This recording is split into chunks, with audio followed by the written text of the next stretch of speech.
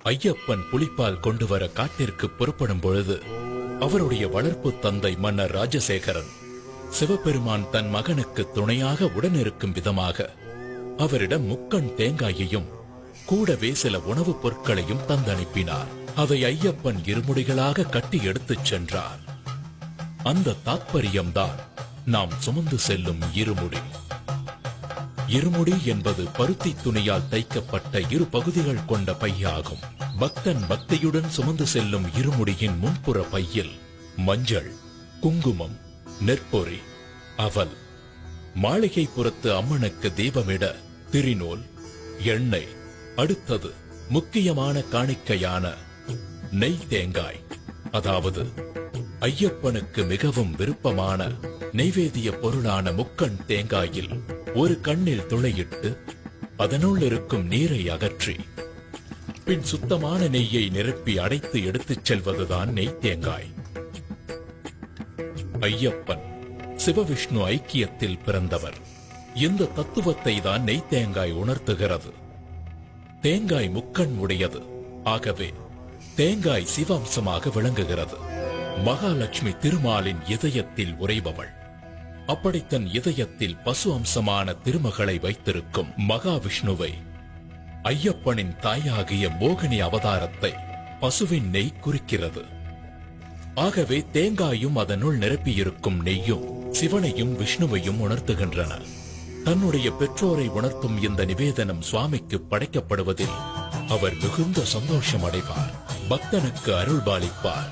இருமுடியின் பின்முடி பையில் மஞ்சள் தூள், அரிசி, பருப்பு, வெல்லம் ஆகிய பொருட்கள் இருக்கும். காட்டு வழியில் நடைபயணமாய் செல்லும் பக்தர்கள் இந்த பொருட்களை வழியிலேயே சமைத்து சாப்பிட்டு பசியாறிய பின் பயணத்தை தொடரலாம் என்பதற்காகவே இருமுடியில் அரிசி, பருப்பு போன்ற உணவுப் பொருட்களை எடுத்துச் செல்ல வேண்டும். ஐயப்பனை தரிசிக்கச் செல்லும் பக்தர்கள் தலைமீது சுமந்து செல்லும் பொருட்கள் பயணத்தின் போது கொஞ்சம் கொஞ்சமாக குறைவது போல் அவனுடைய தலைகணமும் குறைய வேண்டும்.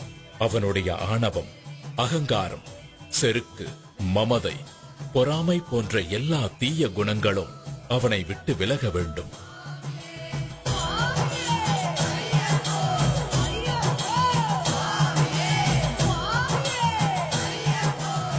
சபரிமலையில் உள்ள ஐயப்பனை தரிசிக்க பக்தர்கள் அனைவரும் எரிமேலி என்ற இடத்தில் ஒன்று கூடுவார்கள். எரிமேலியை சபரிமலையின் நுழைவாயில் என்றே சொல்லலாம். இங்கு பந்தள மன்னர் ராஜசேகரனால் கட்டப்பட்ட தர்மசாஸ்தா கோவில் உள்ளது. இந்த கோவிலுக்கு எதிரில் ஐயப்பனின் நண்பரான வாவரின் பள்ளிவாசல் உள்ளது. ஐயப்ப பக்தர்கள் வாவர் சுவாமியை வணங்கி அங்கு தரப்படும் விபூதி பிரசாதத்தை பெற்றுக் கொள்வார்கள். இந்த எரிமேலியில்தான் முக்கியமான நிகழ்வான பேட்டை துள்ளல் என்ற நிகழ்வு நடைபெறும். அப்பொழுது பக்தர்கள் தங்கள் மனதில் உள்ள தீய எண்ணங்களை போக்க வேண்டும் என்ற நோக்கத்தில் நடனமாடுவார்கள். பேட்டை துள்ளல் முடிந்த பின்பு அங்கே வரும் கன்னிசாமிகளுக்கு ஒரு சரக்கோலும் ஒரு கருப்பு நாடாவும் கொடுக்கப்படும். எரிமேலியில் பேட்டை துள்ளலை முடித்துவிட்டு பயணத்தை தொடரும் பக்தர்கள் பேரூர் தோடு, கோட்டைப்பாடி ஆகிய இடங்களை கடந்து காளைக்கட்டி என்ற பகுதிக்கு வருவார்கள். இந்த காளைக்கட்டி என்ற இடம்தான் மகிஷமுகியின் உடலின் மீது பகவான் நர்த்தனமாடி தனது வெற்றி களிப்பை வெளிப்படுத்திய இடம். அந்த நர்த்தனத்தை காண வந்த சிவபெருமான் அவரது காளையை அங்கேயே மரத்தில் கட்டி வைத்ததால் அந்த இடம் காளைக்கட்டி என்று அழைக்கப்படுகிறது.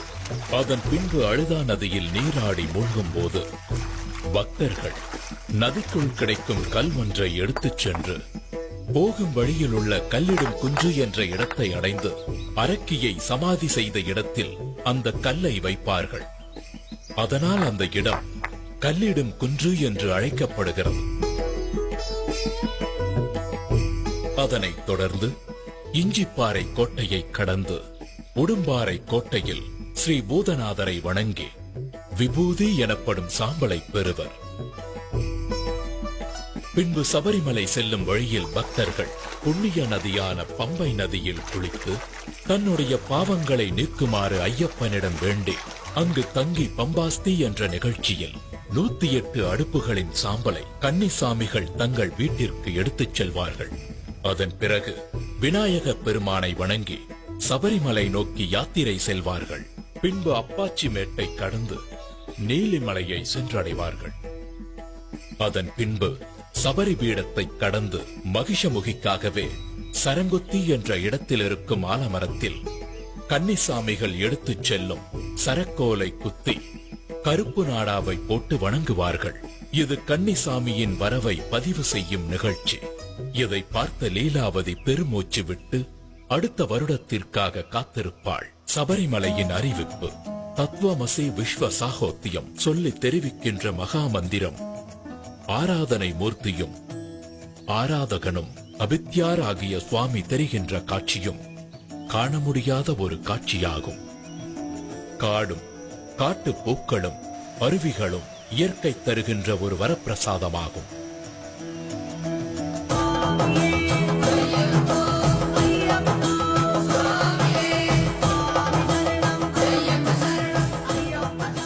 பின் ஐயப்பனின் சன்னிதானத்திற்கு முன்புள்ள தத்துவங்கள் 18 பகவான் தத்வாதீனனாக இருக்கிறார் என்பதை உணர்த்தும் 18 படிகளை ஏறிச் சென்று ஐயப்பன் சன்னிதானத்தை அடைந்து தன்னுடைய பாவங்களையும் தோஷங்களையும் கஷ்டங்களையும் நீக்குமாறு வேண்டி பக்தி பரவசமடைந்து அன்று இரவு அங்கு தங்கி மகிழ்வார்கள்.